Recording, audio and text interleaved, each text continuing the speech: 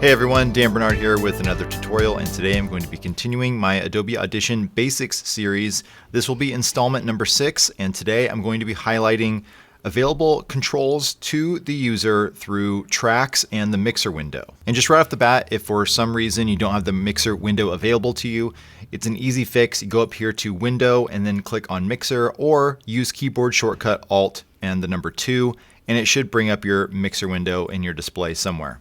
Also, please keep in mind that these options are only going to be available while in multi-track mode. So let's get started. Here I'm using a clip from a promo video from fangsfilmgear.com, and I have a video clip up here and also being displayed in the video monitor down in the corner, and one track of audio, which is the music and dialogue mix down of our shoot. And you'll notice here that by default, Audition brings up a number of tracks right off the bat, but I don't need those. So the first thing I want to show you how to do is how do you get rid of unwanted tracks in your session. Make sure you have the track selected that you want to delete, and then go up to Multitrack, Track, and then Delete Selected Track. You could also utilize the keyboard shortcut Control Alt Backspace and just keep hitting backspace until you're left with just the track you want and the master. So first and foremost, let's talk about the controls available to you in the track itself. If for some reason you can't see all of the options available to you in the track, you might have to extend the track down a little bit, and you'll see that some of these options start disappearing when it's completely collapsed. So just make sure that you have everything available to you by at least stretching it out to where all the options are visible. Up here in the upper left-hand corner is your volume control. I know I've shown you in previous tutorials that you can manipulate the volume of the track or the selected clips by manipulating this yellow line here. You can also just click on the track itself and adjust the volume of the entire track by clicking here and then moving up or down. And you'll see also in the mixer window that the volume fader is being manipulated as well, showing you can do the exact same thing by coming over here to the mixing window and adjusting the fader level to whatever you want your volume to be. Right next to the volume control is the pan control. And you'll see here that I'm now manipulating between the left and right channels by whatever decibel amount I want. So for example, I have manipulated this audio track to be in the left channel, 36.5 decibels. And of course, if you go the other way, you'll be going into the right channel. And this option is also available in the mixer right here above the volume control. And it works the exact same way.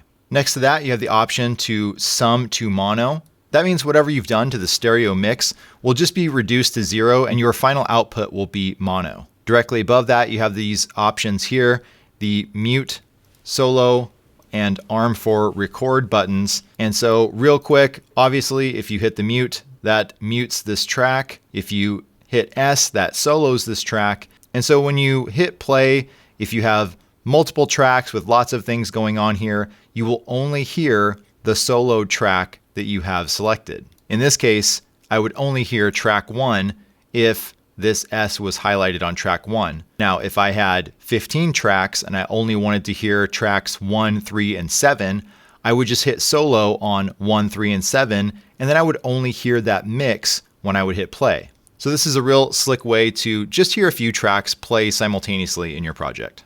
And next to that is the arm for record button with the letter R. And if you click that, that means that this track will be written over if you are set up to do some kind of recording session with your project. So if you want to record a voiceover on multiple tracks, just make sure that those tracks are armed and ready to go before you hit that record button down here in the shuttle controls. Now, while this track is armed for recording, you'll see that this button becomes available for pressing, which is the monitor input button. Now, if you were in, let's say, a separate room and you were the person monitoring the dialogue that was being spoken into whatever input device you were using to record that audio, you could click this button to get that track dialed into your mix in your headphones or in your studio speakers or whatever you had set as the default output in Audition. And of course, all these controls are available right over here in your mixer window, just above the volume fader. Moving on down here in the track window, you'll see these are our default input and outputs for this track. And this is especially important for maybe the type of application like recording a band. Ideally, you would want each instrument to be individually recorded. And so if track 1 was guitar, I would want to make sure that whatever input the guitarist is using is set to this track. And similarly, you can manipulate the settings for the output as well. Maybe I want to go to a bus track to control multiple tracks all at once, or a mono or stereo, or even a 5.1 feed. Whatever the case may be, you have those controls available to you there. And similarly, over here in the mixer window, you have those same settings available as well. Next to that, you'll see this little button that says polarity of reverse, and by clicking that, you'll see that it changes to a green symbol and flips over. And what that does is inverses whatever signal that's coming through the input that you've designated here on this track. This little drop-down menu here indicates what type of automation you want to use, and you have the options of either off, read, write, latch, or touch. Now, without getting too complicated, if the track's automation control is set to read, that means it will just go through and read this track however you have it set up. That means whatever effects you have on it, if you have the polarity inversed, whatever, it will just treat it as is. With the automation control set to write, I will be able to on the fly adjust the fader or the volume knobs here. And while the audio is playing, if I want it to be softer, I can just bring it down. It'll actually keyframe volume control on the fly while the project is playing back whatever tracks are audible. And I'll just give you a quick example real quick. So I'll just hit play here. Hero 4 Black, but it also has a back screen. And I'll dip that down and then bring it back up to 0. You can have all of your settings and everything. And stop. And now you'll see that the automation control has been changed to touch. And when in this mode, if I were to twirl this down, you'll see here, and I'll zoom in here, there are dozens of keyframes that have been added. And this first keyframe is right when I hit play, and this last keyframe here is when I hit stop. Check it out. Hero 4 Black, but it also has a back screen, and you can shoot 2.7K with that, and it looks super good. You can have all of your settings and everything.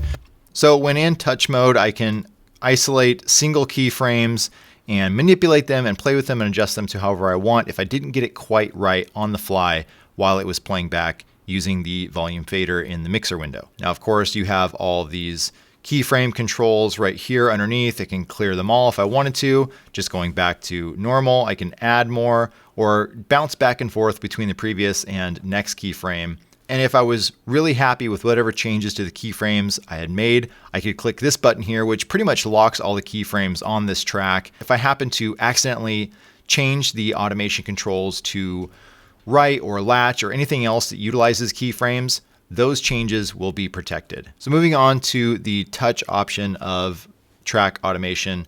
This is kind of like working with a rubber band that's attached to your volume control. As long as my mouse is being held down, it will stay there. As soon as I lift up off of the left mouse button, it will slowly recoil back to where it was set previously. And to give you a better understanding, I'll just show you what it looks like here. And you can shoot in 2.7K with that, and it looks super good. You can have all of your and everything just with the. So you see, it just went back to whatever the keyframe was at the beginning when I let go of that left mouse button. So latch mode will stay at whatever I leave this fader on, even if I let go of my mouse button here. So if I play the touch screen, we also have a and cover for this, slide this down and then let go, it will stay there. It will attach to whatever decibel level I've set it at. And you'll see that it does exactly that with the keyframes. What's great about these automation controls is that you get to manipulate either the volume or the pan if you've adjusted the pan at all. You just have a lot of control of what's happening in your track depending on what kind of automation style you're using.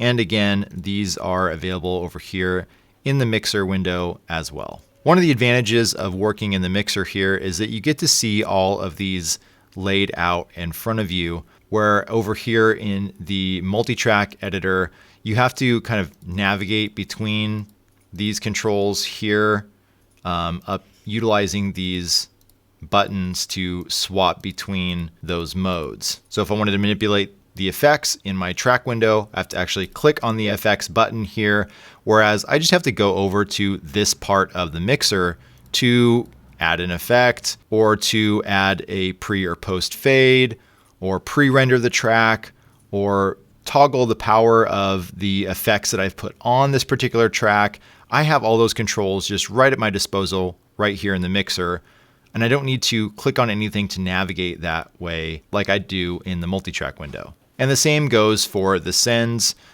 where this is being sent to. I already kind of went over that before, and also the EQ. And over here in the mixer, again, here's my effects, my sends, and my EQ right here. And I can quickly minimize those if I don't want to mess around with those. But if for whatever reason I wanted to maybe play around with the EQ, I can just click this button and make all the necessary changes that I want, do whatever I need to do to make that track sound exactly the way I need it to. Probably last, but definitely not the least useful tool available to you while in multi-track mode or using the mixer window is the ability to name and designate a color to your tracks. So this is a wonderful option to have to stay organized, especially if you're working within a project that has potentially hundreds of tracks. You can quickly go up here, click on the name, and then call this whatever you want. And then if I want to designate it a specific color, I can go down here, click on this little button here, and change it to orange if I wanted to. And I can do the same over here in the mixer as well. Change the name by clicking here, or change the color of the track by clicking here. And in the recent update, I think it was a really nice touch that they also made the fader color match whatever color you designated that track to be. This is just a nice way to quickly, at a glance, look over at your mixer and see what's happening on that specific track, whereas before, all the faders were the same color and it was kind of hard to see what was going on. So I hope this gives you a better understanding of all of the options available to you while working in multi-track mode in your tracks or using the mixer window. If you liked this tutorial, go ahead and give me a thumbs up. If you have any questions or comments, please leave them in the comment section below. And to make sure you're staying up to speed on subsequent Adobe Audition Basics tutorials, hit that subscribe button. My name is Dan Bernard, and thanks for stopping by.